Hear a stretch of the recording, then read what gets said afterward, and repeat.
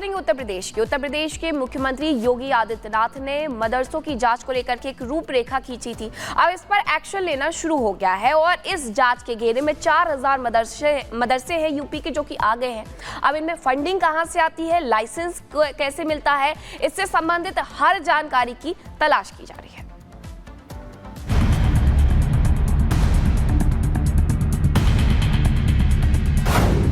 UP ATS का action, अवैध मदरसों में एक्शन, जांच का आदेश जारी, अवैध पर अब तालेबंदी की बारी। यूपी के अलग अलग जिलों में अवैध मदरसों पर सबसे बड़े एक्शन की तैयारी शुरू हो चुकी है। यूपी सरकार को जानकारी मिली है कि यहां कई जिलों में धड़ल्ले से बड़ी संख्या में अवैध मदरसे चल रहे थे, जिसकी ना ही फंडिंग की कोई जानकारी है, ना ही ये कि मदरसों को चलाने की बेसिक शर्तों को पूरा करते हैं। तालीम के आड़ में धर्म परिवर्तन और घुसपैठ को बसाने का खेल चल रहा है। यही वजह है कि योगी ने एटीएस को इसकी जांच सौंपी है।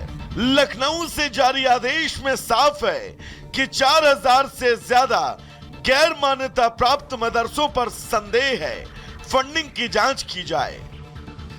इस आदेश के बाद से प्रशासन एक्शन में है, जांच का दौर जारी है। कौशाम्बी में ऐसे कई मदरसे मिले हैं जिनमें शुरुआती जांच में बड़ी अनियमितताएं सामने आई। कुल मिला के हमारे जिले में 84 मदरसाज है, जिसमें 11 मदरसा है जो मान्यता प्राप्त है, एडेड है, और बाकी मान्यता प्राप्त है लेकिन अनएडेड है। उसके अतिरिक्त 4 ऐसे पाए गए हैं जो मान्यता प्राप्त नहीं है, जो अवैध के रूप में चल रहे हैं। उसके क्रम में एक के खिलाफ अभी कार्रवाई हुई है, बाकी के 3 में भी अभी कार्रवाई संचालित है। अभी जैसे ही पूरा रिपोर्ट आ जाएगा उसमें भी कार्रवाई की जाएगी। यहाँ एक बात दिलचस्प है कि इस एक्शन का कई मुस्लिम धर्मगुरु और मौलाना भी समर्थन कर रहे हैं। यूपी एटीएस जो है वो मदरसों की जांच करेगी, फंडिंग को लेकर के कहाँ से फंडिंग आ रही है, किस तरह के हालात हैं। तो हम इसका जो ये सरकार ने कदम उठाया है, हम इसकी जो है वो तायीद भी करते हैं और ये चाहेंगे कि मदरसे वाले आकर के खुद से जांच में सहयोग करें। यूपी में जो अवैध मदरसे मिले हैं गोंडा और बहराइच की तरफ, उसकी जांच एटीएस के हवाले की गई है। बेशक जांच होना चाहिए, मैं जांच का मुखालिफ नहीं हूँ, जांच होना चाहिए। मदरसे के जिम्मेदारों को मदरसे के दरवाजे खोल के उसकी जांच करवाना चाहिए। लेकिन हमेशा की तरह इस बार भी सपा मामले में तुष्टीकरण की राजनीति में जुट गई। सपा ने एक्शन पर सवाल खड़े कर दिए। शिक्षा कभी वैध अवैध नहीं होती, और जिस तरह से मदरसों को लेके भारतीय जनता पार्टी की सरकार वो राजनीति करती आई है, वो किसी से भी छुपा हुआ नहीं है। अब एटीएस जांच करेगी, फंडिंग कहाँ से हो रही। समाजवादी पार्टी समझती है कि भारतीय जनता पार्टी मुख्य मुद्दों से जनता का ध्यान बांटने के लिए मदरसों की, हिंदू मुसलमान, मंदिर मस्जिद, भजन कीर्तन आदान जैसे मुद्दों पे बात करना चाहती है, उस पर बहस करना चाहती है। सपा भले ही मदरसा के मामले में राजनीति का आरोप लगा रही हो, लेकिन लंबे समय से मदरसों की गतिविधियां एटीएस की रडार पर हैं। मजहबी तालीम की आड़ में धर्म परिवर्तन के नेटवर्क का खुलासा हो चुका है। फंडिंग के नाम पर बाहरी लोगों को बसाने का आरोप भी नया नहीं है। ऐसे में इस जांच में बहुत सारे ऐसे सच सामने आने वाले हैं जो देश की सुरक्षा और संप्रभुता से जुड़े हैं।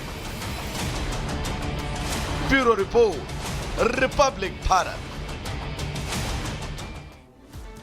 अवैध मदरसों की जांच का कुछ लोग समर्थन कर रहे हैं तो एक धड़ा आपने सुना कि उसका विरोध करते हुए नजर आ रहा है। अब 4000 से ज्यादा मदरसे हैं जिनकी जांच की जा रही है। सीमा से सटे मदरसे जांच के दायरे में आ गए और इसे लेकर के पहले ही स्पष्ट कर दिया गया था कि जांच होगी। गोंडा बहराइच में करीब 700 मदरसे हैं। वहीं मदरसों के वित्त पोषण की जांच की जा रही है कि आखिरकार फंडिंग कैसे होती है। सत्यापन के दौरान फंडिंग की जानकारी नहीं है, ये भी मामला सामने आया। और पिछले कुछ साल पहले हमने देखा था कि कुछ ऐसे मदरसे थे जिन्हें इसी वजह से बंद किया गया था क्योंकि फंडिंग को लेकर के स्पष्टता नहीं थी। मदरसों में विदेशी फंडिंग का शक है और यही वजह है कि जांच की जा रही है। सीमा पार से मदरसों को फंडिंग मिलती है। टीचर स्टाफ की नागरिकता पर भी सवाल उठता है। जो इस मदरसे में पढ़ाते हैं उन्हें लेकर के सवाल खड़ा हुआ है और यही वजह है कि अब जांच की जा रही है। खबरों में आगे बढ़ेंगे, अब आपको दिखाते हैं 2 मिनट में दुनिया।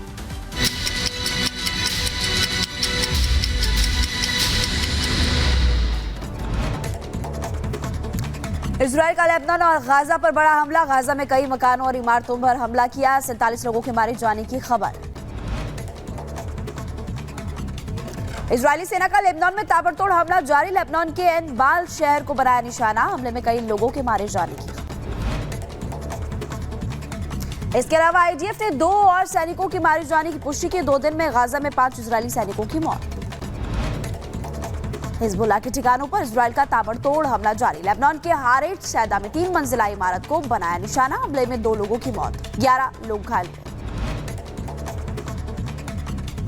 और अब खबरों में आगे बढ़ते हैं। इजरायली हमले के बाद हिजबुल्लाह का पलटवार। लेबनान से हिजबुल्लाह ने उत्तरी इजराइल पर रॉकेट्स दागे। 2 लोगों के घायल होने की सूचना।